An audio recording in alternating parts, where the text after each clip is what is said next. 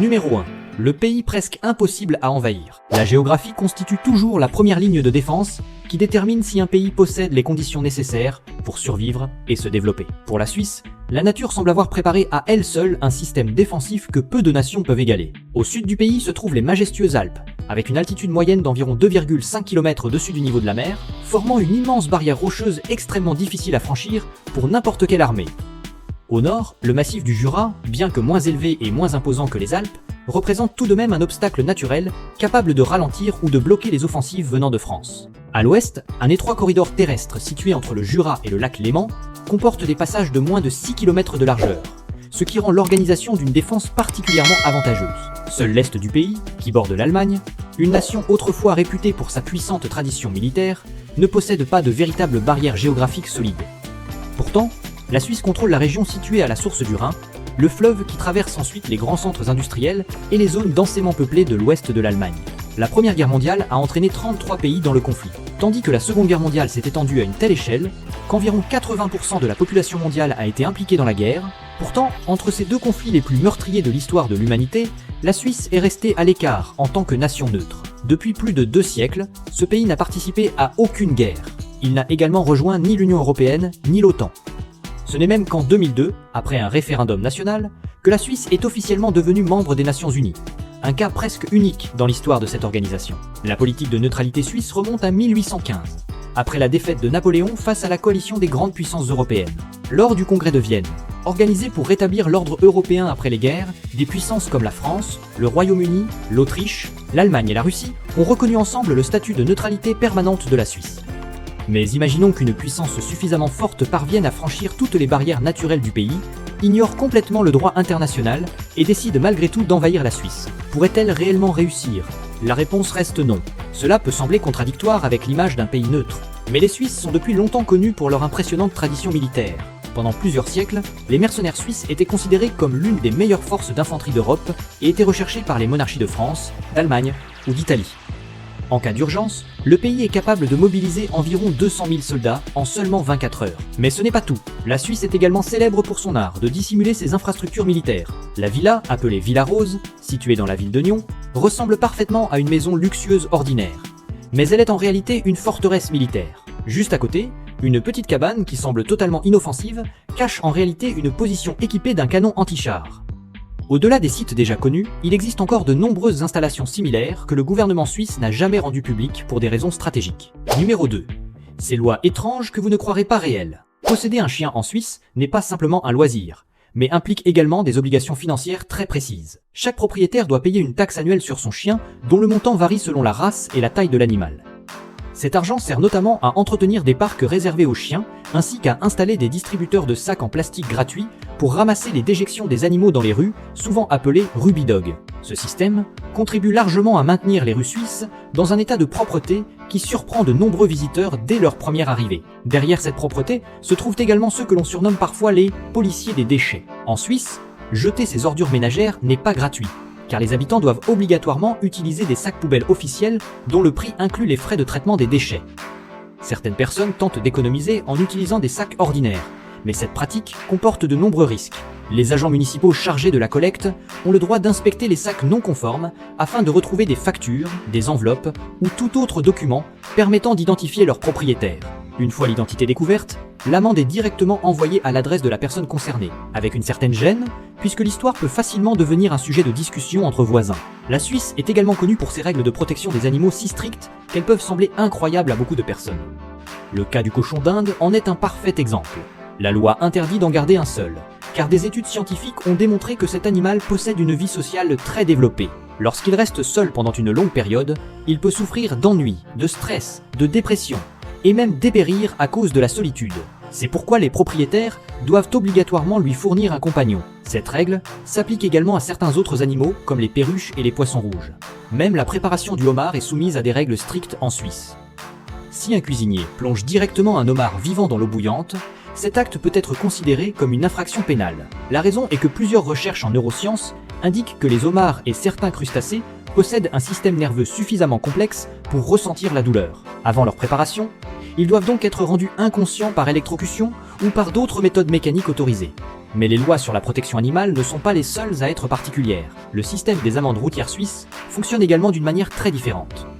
Les sanctions ne sont pas fixées au même niveau pour tout le monde, mais sont calculées en fonction des revenus et du patrimoine de la personne responsable de l'infraction. Cela signifie que plus une personne est riche, plus l'amende peut être élevée. L'un des cas les plus célèbres remonte à 2010, lorsqu'un millionnaire suisse a été arrêté au volant d'une Ferrari Testarossa roulant à 137 km/h dans une zone limitée à 80 km/h. Après l'intervention de la police, le tribunal a examiné sa situation financière, estimée à environ 23 millions de dollars, puis a appliqué une formule basée sur son revenu quotidien.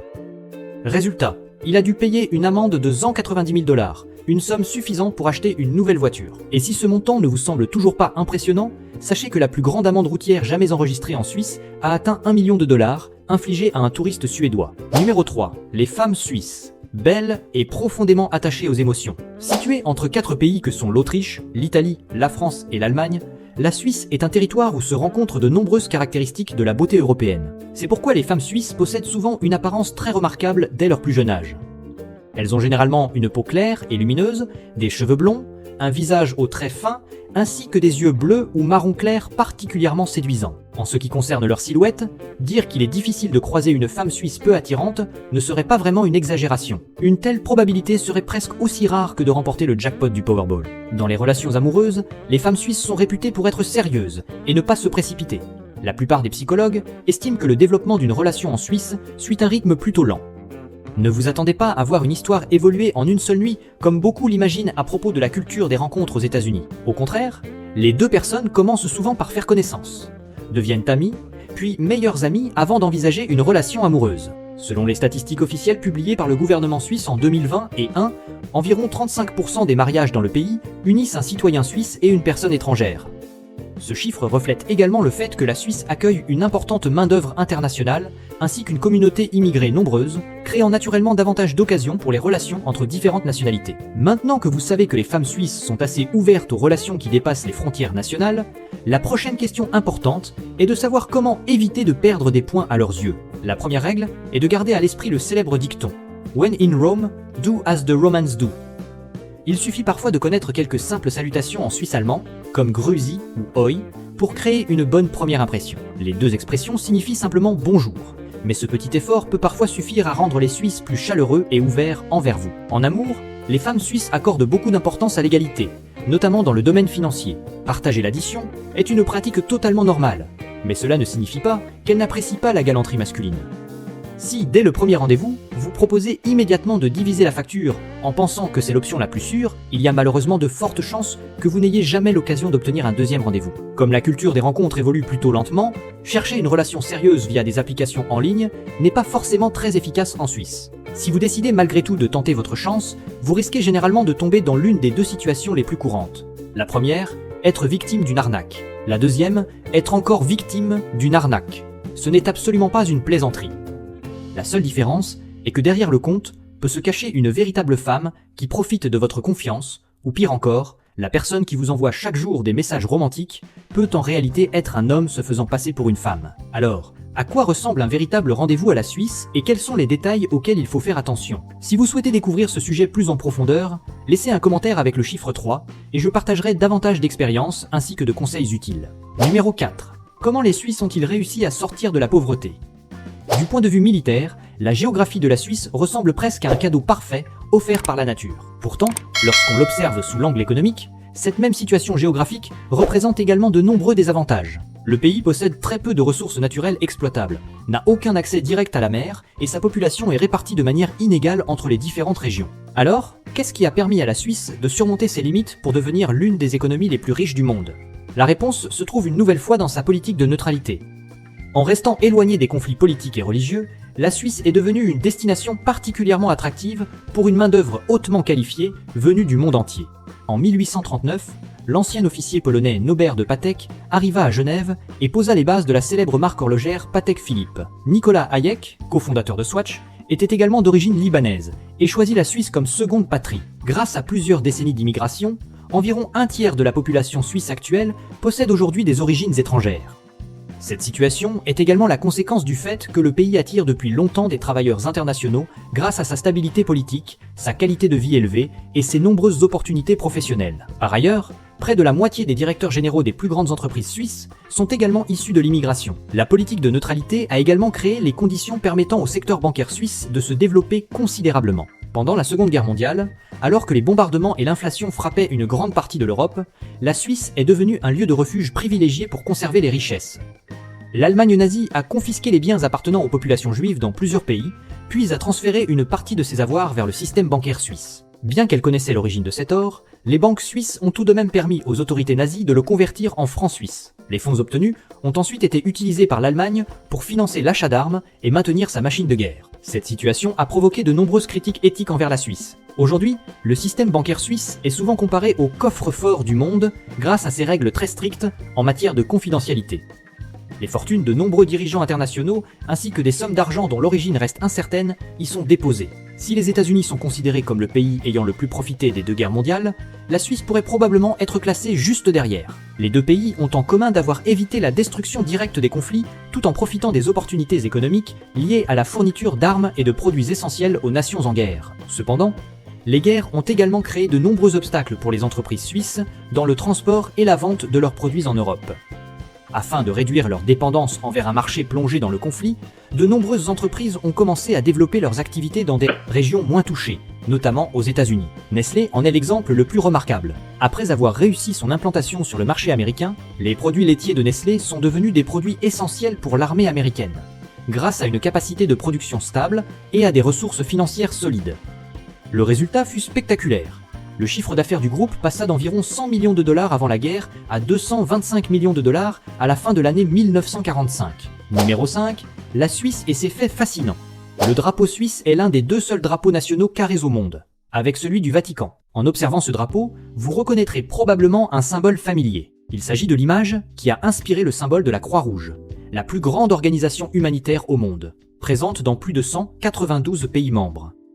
En 1859, dans la ville de Solferino, au nord de l'Italie, l'alliance entre la France et l'Italie affronta l'Empire autrichien lors d'une bataille qui fit près de 40 000 victimes parmi les soldats, morts ou blessés, abandonnés sur le champ de bataille. Témoin de cette tragédie, le commerçant suisse Henri Dunant appela les habitants locaux à soigner tous les blessés sans distinction de camp. Après son retour dans son pays, il publia le livre Un souvenir de Solferino, dans lequel il proposait la création d'une organisation neutre dans chaque pays afin de prendre en charge les soldats blessés pendant les guerres.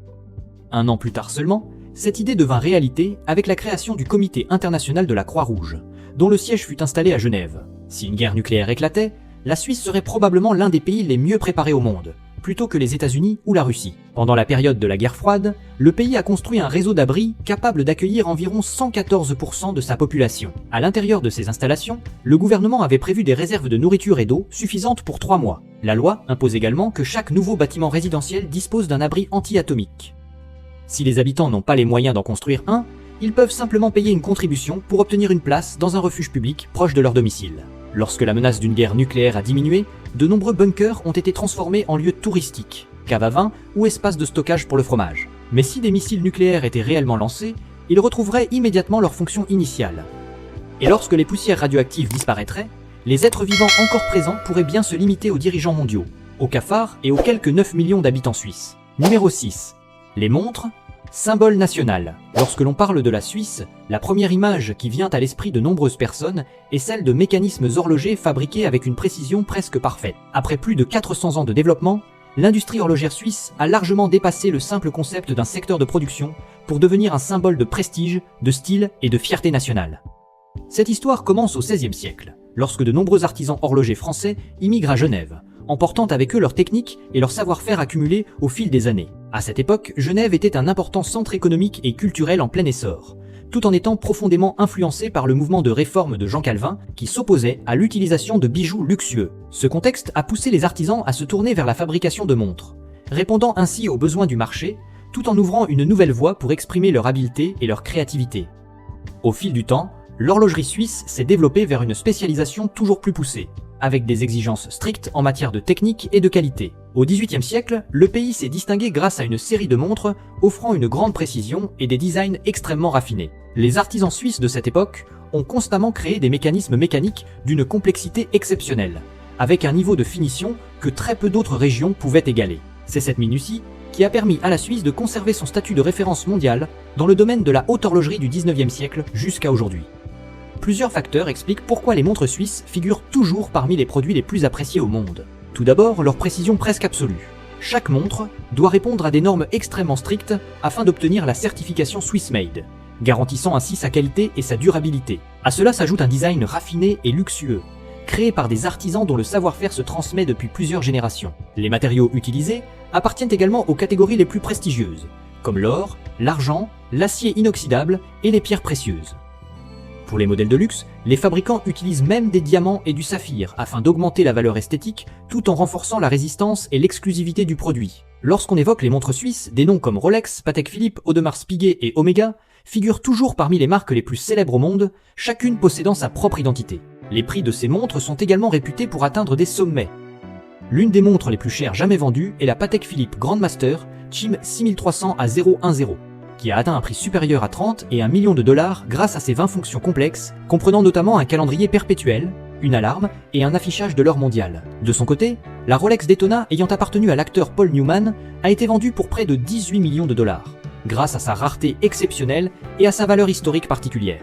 Numéro 7. La Suisse est en réalité une confédération très décentralisée. Aujourd'hui, la Suisse est divisée en 26 cantons, et chacun d'entre eux dispose d'un niveau d'autonomie très élevé, un modèle particulièrement rare parmi les États modernes.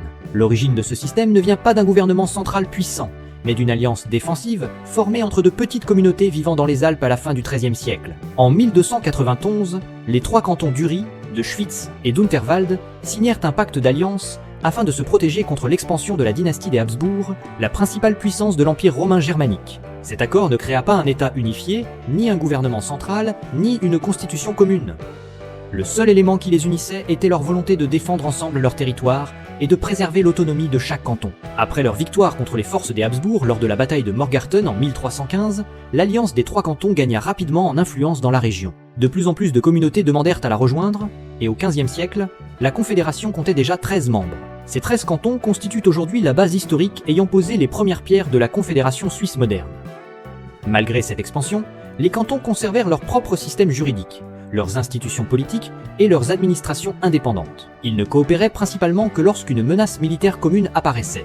C'est cette histoire qui a profondément façonné la culture politique suisse, fondée sur un fédéralisme très décentralisé, auquel les citoyens suisses restent fortement attachés. Cette volonté d'autonomie fut notamment démontrée lorsque Napoléon conquit les 13 cantons et tenta de transformer la Suisse en république helvétique. Cependant, ce modèle centralisé ne dura même pas 5 ans, en raison des nombreuses instabilités et tensions internes qu'il provoqua. Finalement, Napoléon lui-même fut contraint de rétablir l'autonomie des cantons. C'est également pour cette raison que le gouvernement fédéral suisse actuel a été conçu davantage pour servir les cantons que pour les contrôler. Chaque canton possède sa propre constitution, son parlement, son gouvernement et sa force de police. Le pouvoir fédéral n'intervient que lorsque les cantons ne parviennent pas à trouver un accord sur des questions communes. Les citoyens disposent également d'un pouvoir considérable dans ce système. Dans de nombreux pays, il faut organiser de longues manifestations pour contester une loi adoptée par le gouvernement. En Suisse, les citoyens peuvent demander l'annulation ou la modification d'une loi directement. La seule condition est de réunir 50 000 signatures dans un délai de 100 jours. Numéro 8. Le tunnel ferroviaire traversant les Alpes. Les Alpes s'étendent à travers la Suisse ainsi que plusieurs autres pays européens et sont depuis longtemps considérées comme l'une des chaînes de montagnes les plus magnifiques au monde. Pourtant, derrière ces paysages grandioses se cachait un obstacle qui a existé pendant des siècles. Cette immense chaîne montagneuse constituait autrefois une barrière naturelle majeure, rendant les échanges commerciaux entre l'Europe du Nord et l'Europe du Sud extrêmement difficiles. Parallèlement, la Suisse se trouve sur l'un des axes de transit de marchandises les plus importants d'Europe. Chaque jour, plus de 4000 poids lourds traversent la région des Alpes par la route. Ce trafic massif, combiné aux pressions environnementales de plus en plus importantes, a poussé le gouvernement suisse à rechercher une solution de transport plus efficace et plus durable. En 1994, la Suisse organisa un référendum afin de transférer une grande partie du transport de marchandises de la route vers le rail. À partir de cette décision historique, le pays commença la construction de l'un des projets d'infrastructure les plus impressionnants au monde, le tunnel ferroviaire de base du Gotthard, creusé au cœur des Alpes. Le tunnel relie la ville d'Erstfeld, dans le canton d'Uri, à la ville de Bodio, dans le canton du Tessin. L'ensemble de l'ouvrage se compose de 2 tunnels parallèles à voie unique, chacun accueillant une ligne ferroviaire distincte, pour une longueur totale de 57,09 km. Grâce à cette réalisation, le tunnel de base du Gotthard est devenu le plus long tunnel ferroviaire au monde. Mais ce tunnel ne détient pas seulement un record de longueur, il est également le tunnel ferroviaire le plus profond de la planète. Son point le plus bas se situe à environ 2450 mètres sous la montagne, faisant de sa construction l'un des projets d'ingénierie les plus complexes et les plus dangereux jamais réalisés. Les travaux commencèrent en 1999 avec un budget total d'environ 56 milliards de francs suisses, soit près de 9 milliards de dollars selon le taux de change actuel. Pendant 17 années de construction, plus de 2500 ingénieurs et ouvriers travaillèrent dans des conditions extrêmement difficiles pour achever le projet. Malgré cela, le chantier coûta la vie à 8 travailleurs. En juin 2016, le tunnel ferroviaire de base du Gothard fut officiellement inauguré. Tout au long des travaux, environ 3 millions de mètres cubes de roches et de matériaux furent excavés puis évacués. Cette quantité représente un volume suffisant pour construire environ 5 pyramides de Gizeh en Égypte. Numéro 9. Le pays où il fait le mieux vivre au monde. Selon une étude récente menée par une unité de recherche du célèbre magazine The Economist sur l'indice de qualité de vie, la Suisse est classée comme le pays où il fait le mieux vivre au monde. Cette qualité de vie exceptionnelle se reflète également dans l'espérance de vie très élevée de ses habitants. D'après les données de l'Organisation mondiale de la santé en 2024, l'espérance de vie moyenne des hommes suisses atteint environ 83 ans, tandis que celle des femmes s'élève à environ 85 ans. Avec ces chiffres, la Suisse occupe la 2e place mondiale en matière d'espérance de vie, juste derrière le Japon. Au-delà de sa longévité remarquable, la Suisse est également considérée comme l'un des pays les plus sûrs au monde. Le pays affiche un taux de criminalité extrêmement faible, et ce résultat n'est absolument pas dû au hasard. Cette réussite repose sur la combinaison de nombreux facteurs, notamment la culture sociale, le système éducatif, le cadre juridique et les politiques sociales, développées de manière méthodique pendant plusieurs décennies. Les Suisses possèdent un fort sens des responsabilités envers la communauté, respectent largement les règles communes et accordent une grande importance à la discipline dans la vie quotidienne. Ces valeurs contribuent à créer un environnement de vie sûr, civilisé et stable. L'un des piliers essentiels permettant à la Suisse de maintenir un faible taux de criminalité est son système éducatif de grande qualité. Dès leur plus jeune âge, les enfants sont sensibilisés aux valeurs morales, à la responsabilité sociale et au respect des autres. L'objectif de l'éducation ne se limite pas seulement à transmettre des connaissances, mais vise également à construire la personnalité et à encourager un mode de vie positif. Grâce à cela, les habitants ont davantage tendance à résoudre les conflits par le dialogue plutôt que par la violence, tout en limitant les comportements contraires à la loi. En plus de l'éducation, le système de protection sociale joue également un rôle essentiel dans le maintien de la sécurité nationale. Le gouvernement suisse met en place de nombreux programmes de soutien efficaces, permettant aux citoyens d'accéder plus facilement aux soins médicaux, à l'éducation et aux opportunités professionnelles. Lorsque les besoins fondamentaux de la population sont assurés, la motivation de commettre des crimes liés aux difficultés économiques diminue considérablement. Par ailleurs, le système juridique suisse est également reconnu pour sa transparence et son efficacité dans l'application des lois. Les forces de police ne se contentent pas de maintenir l'ordre public, elles travaillent aussi en étroite collaboration avec les communautés afin de renforcer la confiance et de prévenir les crimes avant qu'ils ne surviennent. Cette combinaison entre des lois claires, une application rigoureuse et une relation étroite entre les autorités et les citoyens permet à la Suisse de conserver sa position parmi les pays les plus sûrs au monde. Numéro 10. Les plats célèbres de la Suisse. La fondue au fromage est le plat le plus emblématique de la Suisse et apparaît presque toujours pendant les froides journées d'hiver. Lorsque le caclon commence à chauffer doucement, le parfum du gruyère et de l'emmental mélangé au vin blanc se répand autour de la table. Sa texture onctueuse, son goût légèrement salé et sa chaleur réconfortante en font un plat idéal à déguster tout en partageant un moment convivial. La préparation est relativement simple. Il suffit de faire fondre le fromage avec du vin blanc et de l'ail, puis de tremper directement des morceaux de pain dans le caclon. Ce qui rend la fondue si spéciale ne réside pas seulement dans son goût, mais aussi dans l'ambiance chaleureuse qu'elle crée lorsque tout le monde partage un même pot de fromage fondu au centre de la table. Si la fondue représente davantage le partage, la raclette offre une expérience où le fromage est dégusté de manière plus intense et plus authentique. Lorsqu'il est chauffé, le fromage raclette libère un parfum lacté caractéristique, associé à une texture fondante, une saveur légèrement salée et une richesse parfaitement équilibrée. Le plat est préparé avec une meule entière de fromage, accompagnée de pommes de terre bouillies et de légumes marinés comme les cornichons et les oignons. Traditionnellement, on chauffe une partie de la meule, puis on racle la couche de fromage fondu pour la déposer directement sur les pommes de terre. La raclette apparaît souvent lors des repas en famille ou entre amis, où chacun compose son assiette selon ses préférences. En quittant l'univers des fromages, le rösti représente quant à lui le côté simple et authentique de la cuisine suisse. Originaire de la région de Berne, ce plat était à l'origine un petit déjeuner traditionnel des agriculteurs ancquois. Lorsqu'il est poêlé avec du beurre, la pomme de terre développe un parfum irrésistible. L'extérieur devient doré et croustillant, tandis que l'intérieur reste tendre. Le rösti est préparé à partir de pommes de terre râpées, assaisonnées avec du sel puis cuites jusqu'à obtenir une texture uniforme. Il peut être dégusté seul ou accompagné de viande, d'œufs et de légumes. Il existe également de nombreuses variantes avec l'ajout de fromage ou de lard fumé. Pour terminer cette liste, le Bircher Müsli reflète parfaitement le mode de vie sain des Suisses. Contrairement aux plats chauds précédents, ce mets se distingue par sa fraîcheur grâce aux fruits, aux flocons d'avoine et aux fruits secs. La légère acidité du yaourt mélangé à la pomme râpée offre une sensation douce, légère et agréable. Sa préparation comprend des flocons d'avoine, des pommes, des noix ou autres fruits secs, ainsi que du lait ou du yaourt. Il suffit simplement de mélanger tous les ingrédients sans aucune cuisson. Très présent au petit déjeuner, ce plat illustre également l'importance accordée par les Suisses à la nutrition, à l'équilibre et à un mode de vie sain. Numéro 11. Les destinations touristiques célèbres. Jungfrau Joch se situe à une altitude de 3454 mètres et fait partie des rares endroits en Europe où les visiteurs peuvent atteindre le sommet en train au lieu de devoir l'escalader à pied. La ligne ferroviaire Jungfrau Railway, mise en service en 1912, traverse l'intérieur des montagnes Eiger et Mönch et est encore considérée aujourd'hui comme un véritable exploit d'ingénierie suisse. Au sommet se trouve l'observatoire du Sphinx, un centre de recherche climatique ainsi que l'Ice Palace, un palais de glace entièrement creusé à l'intérieur du glacier. Depuis cet endroit, les visiteurs peuvent également admirer une vue panoramique sur le glacier d'Aletsch, le plus grand glacier des Alpes, et classé au patrimoine mondial naturel de l'UNESCO. Avec une longueur d'environ 23 km, il est également le glacier le plus vaste de toute la chaîne des Alpes. C'est pourquoi Jungfrau Joch n'est pas seulement une destination touristique célèbre, mais illustre aussi la manière dont la Suisse parvient à associer développement touristique et recherche scientifique dans un environnement montagneux d'altitude. Ensuite, vient la ville de Zermatt, située dans le canton du Valais, où presque toutes les activités tournent autour du Cervin, une montagne culminant à 4778 mètres, et qui est également l'un des symboles les plus célèbres de la Suisse. Le centre-ville interdit les véhicules équipés de moteurs à combustion, offrant ainsi une atmosphère paisible rare pour une destination qui attire des millions de visiteurs. Des téléphériques modernes permettent d'accéder aux domaines skiables de haute altitude ouverts toute l'année, notamment Glacier Paradis, la station de téléphérique la plus élevée d'Europe.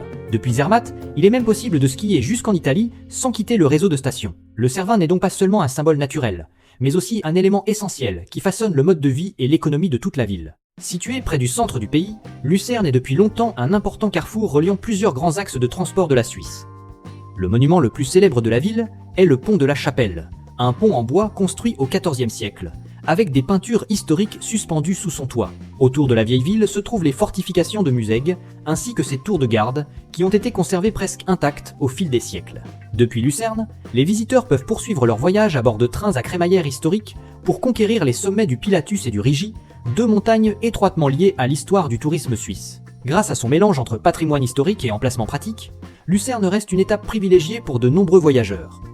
Enfin, il y a Berne, la capitale de la Suisse, qui possède pourtant une atmosphère beaucoup plus paisible que de nombreux autres centres politiques dans le monde. Sa vieille ville, reconnue par l'UNESCO, se distingue par ses longues rangées d'arcades en pierre, permettant aux habitants et aux visiteurs de se déplacer à pied ou de faire leurs achats dans presque toutes les conditions météorologiques. La tour de l'horloge Zietglogge, datant du Moyen-Âge, fonctionne encore aujourd'hui et reste l'un des symboles majeurs de la ville. La rivière Aar entoure Berne, formant à la fois une frontière naturelle autour du centre historique et un lieu de détente apprécié des habitants pendant l'été. Cette ville reflète parfaitement la philosophie d'aménagement suisse, où la stabilité, l'organisation et la qualité de vie occupent toujours une place essentielle. Numéro 12. Les endroits les plus mystérieux de Suisse. Albinen est perché sur le flanc d'une montagne dans le canton du Valais, à plus de 1300 mètres d'altitude, avec une vue plongeante sur la vallée du Rhône. Ce petit village impressionne par ses maisons traditionnelles en bois, ses ruelles étroites et son rythme de vie paisible qui semble ne pas avoir changé depuis plusieurs décennies. Pourtant, ce qui rend Albinen vraiment particulier ne réside pas seulement dans son paysage, mais dans son histoire démographique. Pendant de nombreuses années, le nombre d'habitants n'a cessé de diminuer alors que les jeunes quittaient le village pour chercher de meilleures opportunités professionnelles et des conditions de vie plus pratiques dans les grandes villes. À un moment donné, Albinen risquait même de devenir un village oublié sur la carte des zones habitées. Pour éviter cette situation, les autorités locales ont mis en place une aide financière destinée aux personnes prêtes à s'installer et à vivre durablement sur place. Albinen est ainsi devenu le symbole d'un paradoxe suisse. Même un endroit offrant un cadre de vie paisible, des paysages magnifiques et des infrastructures de qualité peut rencontrer des difficultés à conserver ses habitants. Ensuite vient le glacier d'Aletsch, qui cache un secret non pas dans son silence, mais dans le mouvement lent et imperceptible de la nature. Il s'agit du plus grand glacier des Alpes, s'étendant sur plus de 20 km et inscrit au patrimoine mondial naturel de l'UNESCO. Vu de loin, cet immense bloc de glace semble complètement immobile au milieu des montagnes majestueuses. Pourtant, en réalité, le glacier d'Aletsch continue de se déplacer chaque jour à une vitesse de quelques dizaines de centimètres.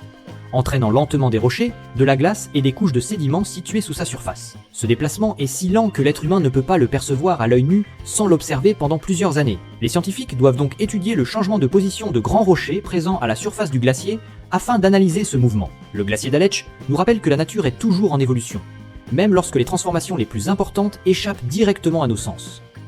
Situé dans la gorge de Schöllenen, dans le canton d'Uri, le pont du Diable, appelé Teufelsbrück en allemand, est un pont de pierre qui traverse la rivière tumultueuse de la Reuss. La topographie de cette région, avec ses falaises abruptes et ses gorges étroites, faisait de la construction d'un pont au Moyen-Âge un véritable défi. C'est pourquoi une légende locale raconte que les habitants auraient demandé l'aide du diable pour achever l'ouvrage en échange de l'âme d'une personne. Même si cette histoire appartient au domaine du mythe, la technique de construction du pont continue de fasciner, car peu de documents détaillent précisément ses premières étapes de réalisation.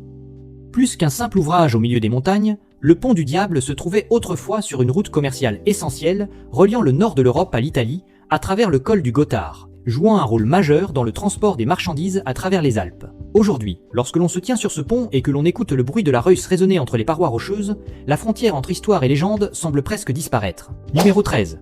Les festivals incontournables que les visiteurs devraient connaître. Le Carnaval de Bâle est le plus grand festival de rue et l'un des événements les plus traditionnels de Suisse.